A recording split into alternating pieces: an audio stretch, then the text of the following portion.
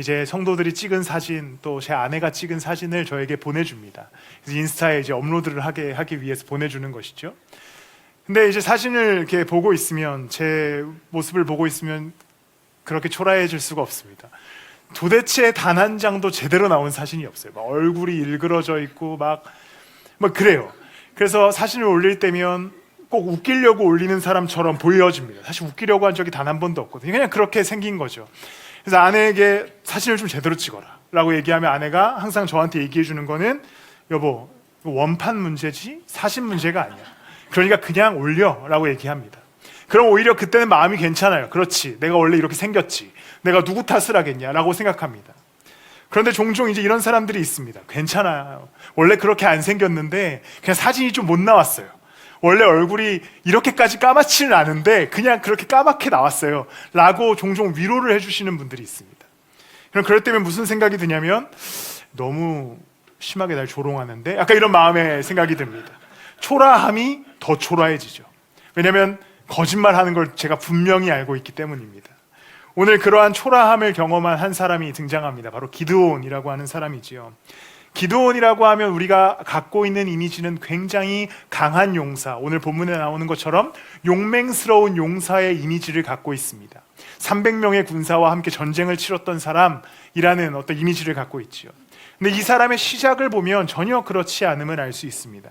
당시 이스라엘이라고 하는 나라는 미디안이라고 하는 이방 나라가 계속해서 공격을 하는 상황 속에 있었습니다. 그런데 이 미디안이라는 민족이 얼마나 악독하게 공격을 하냐면, 이스라엘 백성들이 농사를 짓기 위해서 씨앗을 뿌리기만 하면 그것을 알고 올라와서 씨앗을 다 없애버립니다. 가축을 기를 만만 하면 가축을 없애버립니다. 그러니까 이스라엘 백성들의 먹을 것을 끊게 되는 것이죠. 그런 고통스러운 상황, 또 궁핍한 상황, 가난한 상황 속에 있었던 이스라엘에 기드온이라고 하는 한 사람이 있었습니다. 근데 오늘 본문에 보면 이 사람이 어떤 상황이었냐면, 요아스의 아들 기드온은 미디안 사람들에게 들키지 않으려고 포도즙 짜는 큰 통 속에서 밀을 타작하고 있었습니다. 사진을 한 장 보시면, 이게 이제 포도즙을 짜는 한 웅덩이 혹은 통입니다. 이곳에서 오늘 기드온이 뭘 하고 있었냐고 기록하냐면, 밀을 타작하고 있었답니다. 포도즙을 만드는 틀 안에서 포도즙을 만들고 있었던 게 아니라 밀을 타작하고 있었어요. 이스라엘이라고 하는 나라는 밀 타작 마당이 따로 있었음에도 불구하고 기드온은 여기에 숨어서 미디안 사람들에게 걸리지 않으려고 혼자 찌질하게 겁을 먹고 밀을 타작하고 있었습니다.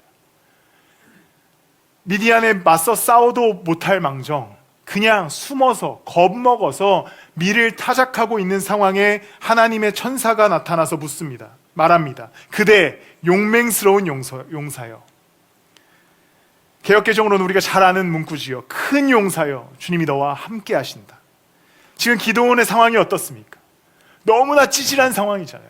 겁먹고 초라하고 그냥 아무것도 할 수 없어서 혼자 좀 먹어보겠다고 밀 숨겨와가지고 포도즙 틀에 숨어가지고 겨우 타작하고 있는데, 그 초라한 모습으로 있는데 천사가 나타나 얘기하기를 큰 용사여, 용맹스러운 용사여 라고 이야기합니다. 그러자 기드온이 거기에 아멘 하지 못하죠. 왜냐하면 본인이 큰 용사가 아니라는 걸 알고 있었기 때문입니다. 그래서 하나님께 묻습니다. 아니, 당신이 함께 하신다면 우리 민족이 왜 이렇게 고통을 당합니까? 라고 첫 번째 질문을 던집니다. 그런데 그것에 답하지 않고 하나님의 천사가 얘기하기를 기운내라. 기운내서 미디안의 손에서 너희들의 족속을 좀 구해라 라고 얘기합니다. 그러자 기드온이 다시 대답합니다. 주님, 나는 힘이 없습니다. 내가 무엇을 할 수 있겠습니까? 나는 작은 자 중에서도 가장 작은 자입니다 라고 얘기하면서 하나님의 부르심을 회피합니다. 기드온의 상황, 그의 출신인 지파, 그의 지금 그 미리삭을 겨우겨우 먹고 있는 그 상황은 누가 봐도 용맹스럽지 않았습니다. 겁에 먹어 있었고, 미디안이라고 하는 나라에 핍박당하고 있었고, 스스로 고통 가운데 있었습니다. 그런데 하나님이 그 찌질한 겁쟁이에게 찾아오셔서 말씀하시기를 큰 용사여, 용맹스러운 용사여라고 외쳐주시는 것이죠. 왜냐하면 하나님께서 함께 하시기 때문에 이 선언이 가능했습니다. 12절에서도 여호와께서 너와 함께 하신다라고 말하고, 14절에서도 내가 너를 보낸다 라고 말하고 16절에서 보면 내가 반드시 너와 함께 있을 것이니 그 민족 전체를 한 사람 상대하듯이 이기게 하겠다라고 약속합니다. 기드온은 작은 사람이었습니다. 찌질한 상황 가운데 있었어요. 겁쟁이였습니다. 미디안에 대항해서 싸울 생각조차 안 했던 사람이었어요. 그런데 하나님이 찾아오셔서 이 기드온에게 얘기하기를 용맹스러운 용사여라고 얘기합니다. 왜냐? 이제 하나님께서 이 기드온을 통해 일하실 거기 때문에 그렇게 이야기하는 것이죠. 이제 기드온이 용맹스러운 용사로서 전쟁에서 이길 수 있었던 이유는 하나님이 약속하시듯 내가 너와 함께 하겠다, 이 전쟁에 끝까지 함께 하겠다라고 약속해 주시기 때문에 이제 지금부터 기드온은 용맹스러운 용사로서 이 전쟁에 참여할 수 있게 되는 것입니다. 오늘 우리의 상황이, 우리의 삶이 초라할 때가 있습니다. 직장을 출근하는 우리의 모습이 때로는 너무나 치열하고 초라해 보일 때가 있어요.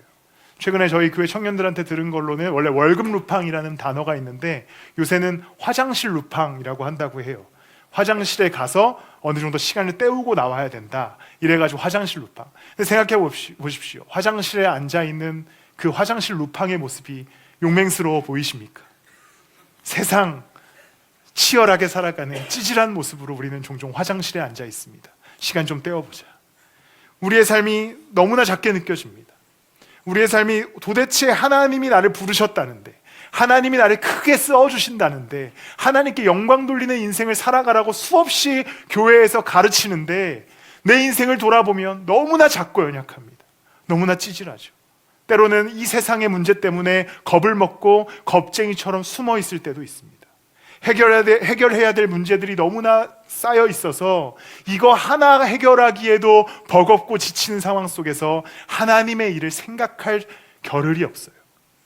그런데 그런 우리에게 기드온에게 찾아오셔서 해주셨던 선언을 똑같이 해주십니다. 그대 용맹스러운 용사여. 왜냐? 그것은 내가 용맹스럽기 때문이 아닙니다. 내가 상황이 다 해결되었기 때문이 아니에요.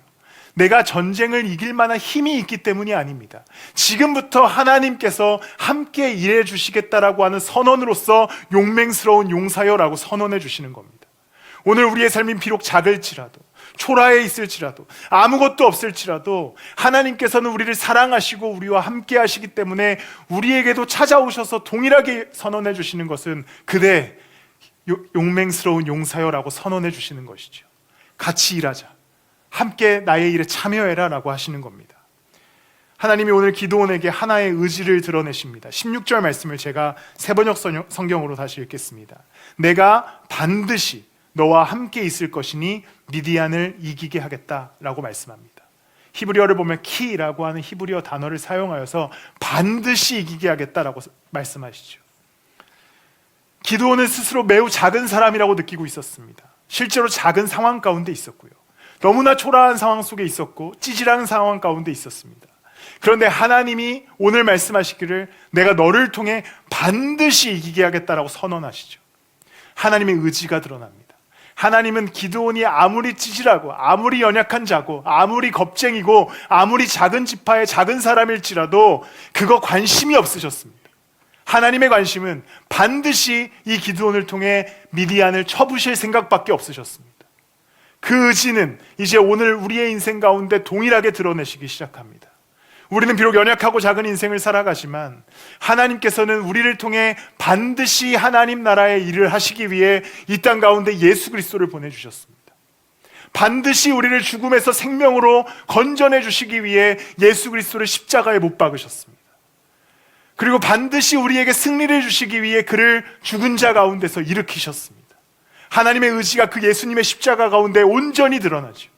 그리고 이제 그 십자가 아래 거하는 우리들은 비록 우리의 인생이 때로는 초라하고 연약하게 살아갈지라도 하나님이 우리의 인생에 대한 계획을 갖고 계셔서 반드시 일할 준비를 하고 계신다는 것이죠. 우리 상황이 좀 더 나아진다고 하나님께서 일하실 생각이 없습니다. 좀 더 다 되면, 좀 더 용맹스러워지면 내가 너를 통해 일해줄게 라고 약속하지 않으세요. 가장 연약하고 초라한 상황 가운데 하나님께서 찾아오셔서 말씀하시는 게 반드시 너를 통해 일하겠다라는 약속입니다. 우리는 한국교회를 다니면서 특별히 중고등부 생활을 하신 분들은 이런 교육을 많이 받아오셨습니다. 너 나중에 하나님께 영광 돌려라. 나중에 좋은 직업 얻어서 하나님께 영광 돌려라. 뭐 음악하신 분들은 그 좋은 소리로 하나님께 영광 돌려라. 나중에 영광 돌려라. 좋은 직장 가서 영광 돌려라. 돈 많이 벌어서 영광 돌려라. 이거 너무나 많이 배워왔어요. 그러면서 무슨 문제가 생겼냐면 지금 영광을 못 돌립니다. 왜냐하면 지금 영광 돌릴 게 없거든요. 중고등학교 때는 내가 나중에 크면 영광 돌릴 줄 알았어요. 근데 막상 커보니까 없어요. 하나님께 돌려드릴 게 없습니다. 그래서 하나님, 제가 나중에 영광 돌리겠습니다. 우리는 계속 이런 신앙생활의 사고방식을 갖게 됩니다. 그런데 하나님은 그런 영광을 받기 원하시는 분이 아니에요. 왜냐하면 하나님이 가장 크신 영광을 갖고 계신 분인데, 우리가 나중에 갇혀진 다음에 나한테 영광 돌려라고 말씀하시는 분이 아니라 지금 가장 연약하고 초라한 상황 속에서 나한테 순종하라고 말씀하시는 거죠. 왜냐? 하나님께서는 일할 준비를 마치셨고 반드시 일하시겠다라고 하는 그 의지를 여러분들과 제 인생 속에서 드러내고 계시기 때문입니다. 우리가 비록 오늘 작고 연약하지만 하나님의 말씀 앞에 나아가고 그분 앞에 순종하기 시작할 때 이제 반드시 역사하시는 하나님이 여러분들의 인생을 통해 하나님의 일을 감당하게 하실 겁니다.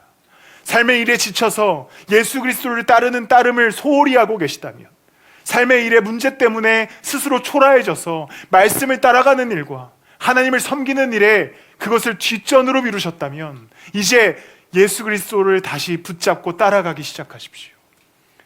여러분들의 삶의 문제와는 상관없이, 여러분들의 삶의 자금과는 상관없이 반드시 일하실 하나님을 붙들기 시작할 때 하나님이 일하기 시작하고 그와 동시에 여러분들의 삶의 일들도 하나님께서 함께 승리하게 하실 줄을 믿습니다. 이렇게까지 얘기했는데 기드온은 또 의심합니다. 그래서 17절에 보면 하나님 좀 기다려주세요. 내가 예물을 좀 갖고 올게요. 내 예물을 갖고 오면 그때 한번 표적을 보여주세요 라고 얘기합니다. 그러자 하나님께서 말씀하시기를 어떻게 말씀하시냐면 네가 돌아올 때까지 내가 기다리겠다라고 18절에 말씀합니다. 하나님은 기드온을 떠날 생각이 없으셨습니다. 저 같았으면 의심하고 내가 좀 기다리세요. 내가 좀 갔다 올 테니까 기적을 보여주시면 내가 갈게요 라고 하는 그 기드온한테 야, 너 그냥 가지 마. 너 그냥 집에 있어. 너 그냥 거기 그냥 계속 밀이나 먹어. 이랬을 것 같은데 하나님이 오늘 말씀하시기를 네가 돌아올 때까지 내가 기다리겠다라고 약속합니다. 나 머물러 있을 거야. 나 떠나지 않아. 나 여기 그 자리에 있을게 라고 약속하시는 거죠.